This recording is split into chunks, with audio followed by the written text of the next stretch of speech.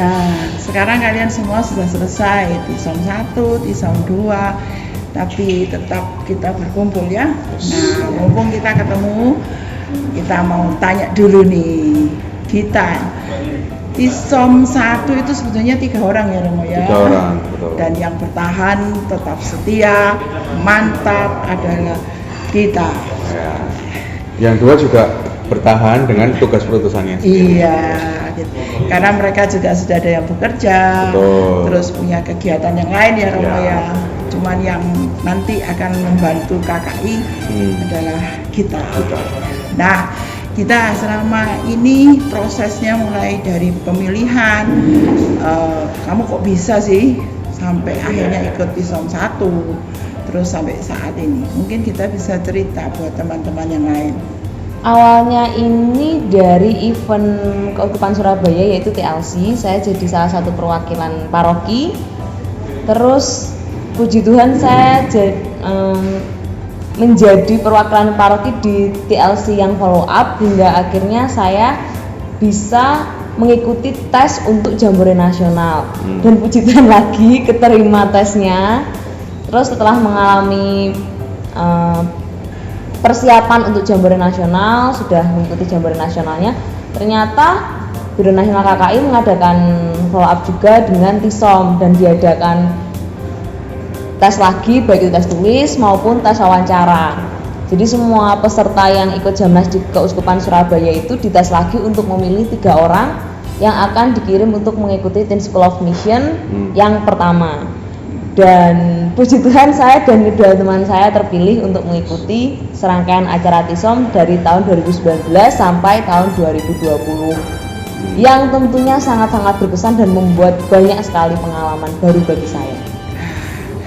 Kalau melihat seperti itu prosesnya, apakah prosesnya TISOM 2 itu ya kayak gitu ya Romo ya? Nah ini kita tanya ke yang anggota TISOM 2. Ini ada siapa saja di sebelah sana? Ada Saya Adit, halo. dari paroki. Dari Paroki Mater Dei Madiun. Oke, sebelah sini. Saya Agnes dari Paroki Katedral Hati Kudus Yesus Surabaya. Sebelahnya ada Saya Given dari Paroki Santo Yosef Kediri. Santo Yosef Kediri. Tadi kita belum kenal. Oh iya, kita kenalkan dulu Iya. dong. Hai, nama saya Gita, saya dari Paroki Mater Dei Madiun, sama kayak Adit. Nah, kita sudah tahu tuh prosesnya TISOM 1 pemilihannya bagaimana mulai Jamnas. Nah, saya lihat yang TISOM 2 ini Agnes yang mulai pertama ya sejak di Jamnas Pontianak ya bersama Kak Gita. Coba Agnes bisa ceritakan sedikit kok bisa sampai sekarang gitu loh Nes. Hampir sama ya sama Kak Gita melewati prosesnya, hanya bedanya saya nggak ikut TLC tapi ikut Jamnas, ikut tes juga. Kalau Kak Gita ikut TISOM 1, saya ini nih nunggu dulu pelayanannya bersambung ya, nggak lulus TISOM 1 lalu akhirnya puji Tuhan diberi kesempatan untuk belajar lagi melalui TISOM 2. Sama tesnya juga harus tes tulis juga bersama Jipen dan Adit, sama-sama dites dulu kemampuannya, diasah apakah kalau nanti itu dimasukkan di TISOM 2 melayaninya dengan sungguh-sungguh atau hanya main-main. Dan berat juga ya ternyata mengemban tugasnya itu nggak semudah itu ternyata. Berat ya? Lebih berat saya atau? Pastinya sama-sama beratnya. Rasanya kok yang di tengah ini malah yang berat-berat. Biar biar imbang. Biar imbang. Apa yang menarik selama TISOM 2 menurut Agnes? Yang menarik itu kan ketemunya hanya sekali waktu di Jogja itu. Lalu selanjutnya kita pandemi. Itu yang menarik karena pelayanan kita itu hanya sebatas di rumah. Apalagi waktu itu kan awal-awal pandemi ya. Pelayanannya sangat terbatas sekali, gimana caranya kita tetap harus bisa melayani, tetap harus bisa bermisi untuk mewartakan kabar sukacita di sesama kita. Tapi dari rumah nih gimana caranya dengan halangan-halangan, kalau kita keluar bisa jadi nanti orang-orang di sekitar kita kan sakit dan lain sebagainya, itu bisa jadi menular juga untuk kita. Itu yang berkesan malah gimana struggle-nya kamu harus kuat bertahan, punya usaha yang maksimal nih buat tetap bertahan untuk mewartakan Injil, mewartakan apa yang sudah kamu dapatkan dari TISOM itu ke orang lain. Di situ sih perjuangannya. Mungkin teman-teman yang berdua ini juga sama-sama sesulit itu memperjuangkan misi kita. Dan apalagi bermisi di era pandemi pastinya harus lebih inovatif. Yes, Gimana betul. caranya kita membagikan sukacita Injil tapi melalui media-media sosial, melalui Kadang kan daring. ada juga ya yang salah mempergunakan media sosial ini dibuat yang nggak baik gitu loh.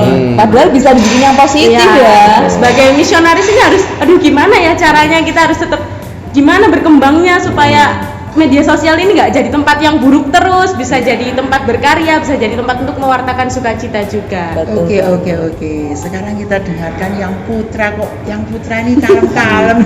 Ya. Tenang, slow. Ya, mungkin Mas Adit dulu. Kalau saya mungkin berbeda dengan Mbak Gita, berbeda dengan Agnes. Kalau saya itu langsung ditawari oleh Romo Paroki yaitu Romo Joko, ditawari bilangnya ke ibu waktu itu, bilang gini, kalau misalkan ikut TISOM gimana, kayak Mbak Gita dulu, terus nggak usah mikir langsung ya harus mau langsung gitu. Lah habis itu dikasih nomornya Kak Ratna, terus mulai ditanya-tanyai. Soalnya di situ kan posisiku kan menggantikan seseorang yang akhirnya nggak jadi ikut loh. Nah, akhirnya ditanya-tanyai karena dan puji Tuhan keterima juga di TISOM 2. Iya. Kalau menurutku yang paling berkesan di TISOM 2 itu ya aku setuju sama Agnes juga. Soalnya ya di era pandemi dengan device yang ada kita juga harus tetap maksimal buat mewartakan Injil gitu. Iya. Ya. Memang prosesnya pemilihannya TISOM 2. TISOM 2 untuk Agak adik berbeda ya. terutama agak sedikit berbeda karena sebetulnya ada calon yang lain waktu itu sudah ikut Persiapan. seleksi ya Romo, Seleksi. baik wawancara terus tapi kemudian dia tidak diperkenankan oleh orang tua, lalu kebingungan karena nasional sudah minta nama, lalu saya pikir yang Madiun ini ada kita biar ada temannya gitu Kandidat spesial dari Iya. Tuhan ini ya Kak ya. Terus akhirnya Romo Joko mengatakan Adit saja, tapi ya luar biasa Luar hasilnya biasa gitu juga. ya. Nah sekarang bagaimana Jiven ini? Prosesnya Ya. sih kan. Prosesnya awalnya itu dapat info TISOM ini dari pendamping remaja Katolik di gereja saya. Jadi Yang ada informasi bahwa ada TISOM yang pendampingnya sih nggak bilang ya dukanya apa di TISOM, jadi hanya bilang sukanya aja, bakal jalan-jalan ke sana kemari, gitu. pokoknya bakal happy di sana, nggak ngomong sih dukanya apa. Tapi sebanding kok sukanya dengan dukanya. Jadi ikut tes dengan kurang lebih ada 9 orang dari paroki saya. 9 ya? Ya Ada waktu banyak. itu sedikit ya Jiven sebelumnya dilanjutkan. Waktu itu saya lihat sebetulnya kegiatan-kegiatan parokinya Jiven. Wah ini kok banyak cowoknya gitu, itu ada sesuatu yang lain gitu. Nah pendamping rekatnya waktu itu dulu pernah menjadi pengurusnya KKI Keuskupan Surabaya, Kak Agus toh. Iya. Terus saya sempat bilang Kak Agus, tapi Kak Agus bilang habis gini diganti gitu, nggak apa-apa gitu. Lalu 9 itu dikirim dan bertemulah si Jiven. Dari 9 akhirnya kepilih 1. Kandidat istimewa juga ini. Gimana perasaannya 9 jadi 1? Perasaannya tentunya happy dan ada sedikit rasa bangga lah ya, ada sedikit rasa happy-nya itu bakalan jalan-jalan ya karena itu tadi karena masih Bagus. kebayang sukanya aja. Iya. Baru setelah itu kan kita kena pandemi yang bayangan jalan-jalan itu tadi otomatis pupus hilang begitu saja, di ghosting kita dengan suka-sukanya itu tadi. Tapi saya setuju dengan yang dikatakan Agnes dan Adit tadi, bagaimana kita sebagai seorang misionaris di masa modern ini, di zaman saat ini mampu untuk berinovasi, bagaimana caranya kita membuat mungkin yang pernah dibuat oleh kita mungkin webinar, bagaimana kita membuat webinar tersebut menjadi menarik walaupun secara online, bagaimana kita mengajak para partisipan Zoom untuk bisa on kamera, ini hal yang sangat sulit ya, karena kadang kalau kita ajak mereka untuk ayo on kamera itu susahnya minta ampun. Kalau orang Kediri itu pasti ada depannya ada embel-embel pehnya ya, peh ramen banget ya, pehnya pasti lagi ketinggalan ada pehnya. Jadi sulitnya minta ampun, dan ini tantangan yang menurut saya tantangan yang sangat menarik ya, dimana yaitu tadi kita harus berani khususnya mengambil inovasi-inovasi yang mungkin sebenarnya ini berisiko, namun kita harus berani mengambil risiko itu untuk hasil kedepannya yang mungkin jauh lebih baik daripada risiko-risiko yang kita bayangkan. Jadi mari kita berani aja ambil risiko, diterjang aja deh, seperti itu. Iya gitu. Walaupun sebenarnya nyesek juga loh ya. Pisang dua ini ya. Tapi kan emang karena Enggak gini loh, asline gitu, secara manusiawi kok Tisom satu ini jalan-jalan gitu ya. Betul banget. Kok, Tapi aduh, emang kenapa? tugas seorang misionaris itu harus berani keluar dari zona nyaman. itu. Soalnya gini, bayangan mereka itu bermisi itu keluar pergi-pergi Betul. dong. Padahal bermisi itu keluar dari diri sendiri itu Keluar yang dari paling diri penting. Romo ngomong-ngomong kita ya butuh lah sedikit supaya kita tidak seret ya Romo ya. Iya, betul. Nanti sebentar lagi kita akan makan es krim Iya, dulu ya. makan es krim. Oke, kita Disambi akan ya. break dulu, makan es krim dulu ya. Iya. Setelah ini ikuti Lanjut, yang Kak. satu ini. Oke. See you Sobat Tisom.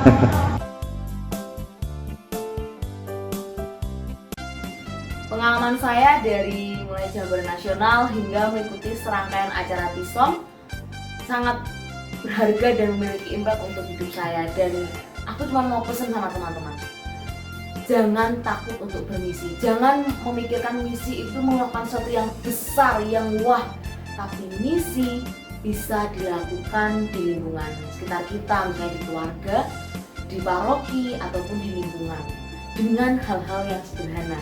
Jadi jangan takut bermisi ya.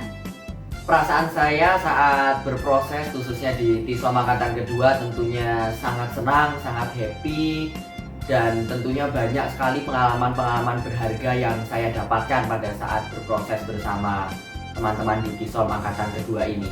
Untuk teman-teman yang saat ini menyaksikan, para sobat-sobat misionaris dimanapun Anda berada, tetap semangat dalam menjalani misi yang teman-teman jalani saat ini, baik itu misi di lingkungan teman-teman, di gereja maupun di masyarakat. Tetap semangat, jangan takut untuk mengambil risiko apapun itu, karena mungkin di balik risiko yang teman-teman bayangkan ada sesuatu impact yang besar ke depannya. Tetap semangat teman-teman. Saya merasa sangat senang dan sangat bangga bisa tergabung dalam Tim School of Mission angkatan kedua ini. Untuk teman-teman semuanya yang sudah dibaptis, kalian juga sudah punya tugas untuk menjadi misionaris. Jangan takut untuk keluar dari diri sendiri, apapun resikonya, kalian harus tanggung dengan sukacita. Karena sejatinya seorang misionaris mewartakan kabar sukacita dengan sukacita. Saya sangat senang dan bersyukur dapat bergabung dalam Tisom angkatan kedua ini. Ya meskipun lebih sering ke online dalam mewartakan kabar sukacita, tapi justru itu tantangan kita. Jadi pesan saya untuk teman-teman yang menonton, untuk sobat-sobat misioner, jangan jadikan teknologi sebagai hambatan. Jadi di zaman yang semakin modern ini, kalian harus tetap semangat dalam mewartakan Injil, gunakan device yang ada, dan tetap semangat. Saya senang sekali boleh mendampingi teman-teman remaja Katolik dalam rangkaian dari Jambore Nasional hingga Tisom ini. Saya boleh terlibat, saya boleh memberikan diri, memberikan apa yang saya miliki. Maka bagi teman-teman sekalian, terutama para remaja Katolik dimanapun kalian berada yang nonton video ini, jangan pernah takut untuk kemudian memberikan diri bagi orang-orang di sekitar. Banyak orang yang membutuhkan dirimu dengan segala kelebihan maupun kekurangan dirimu. Maka berikanlah dirimu untuk misi, dan yakinlah Tuhan membantumu dalam bermisi. Tuhan berkati. Saya sungguh bangga dengan teman-teman remaja yang luar biasa di Tisom angkatan 1 dan 2. Saya sebagai Didios KKI Kuskupan Surabaya sungguh bersukacita dan bangga terhadap kalian semua. Teruskan semangat dan jangan lupa terus bermisi, terbitkan semangatmu untuk sekitarmu dan menjadi berkat dan menjadi kasih bagi para remaja misionaris yang lain. Untuk para remaja yang belum punya kesempatan ikut Tisom, tunggu kalau seandainya nanti dibuka kembali. karena terus terang saat ini masih terkendala dengan pandemi. Walaupun pandemi, tetap semangat dimanapun kalian berada. Oke? Salam Misio.